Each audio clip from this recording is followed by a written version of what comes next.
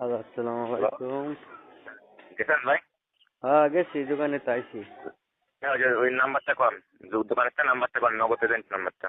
দাঁড়া, দেখালে 01 01 3 013 25 25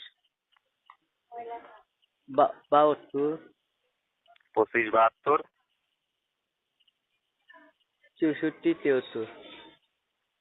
6473 জি 01325 জি 726473। জি জি নগদ এজেন্ট নাম্বার।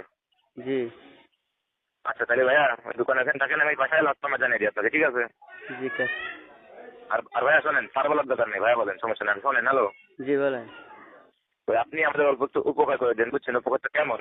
ওই যে আমাদের একটা রুগী আছে হসপিটালে, তারে বলছিলাম যে দোকানে গিয়ে এজেন্ট নাম্বার দিতে। তো সে আবার অপারেশনে অসুস্থ, তো সে দোকানে যেতে পারে নাই। সে হলে ডাক্তার সাহেবের পার্সোনাল বিকাশ নাম্বারটা দিচ্ছে, বুঝছেন? জি আমাদের তো পার্সোনাল বিকাশে ব্যালেন্সটা নাই, তো আপনি নগদ এজেন্টে আপনি 5,000 টাকার সঙ্গে আমরা রুগীর টাকাটা পাঠিয়ে দিই।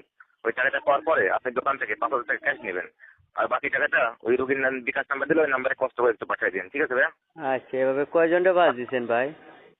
ওই দিছি তো কিছু, অনেক মানুষেরই বলা বাসটা লাগবে না কিছু। বাসটা তো মনে করেন যে আপনি খাইলেন, পুলিশ এত নম্বর গেছে গা।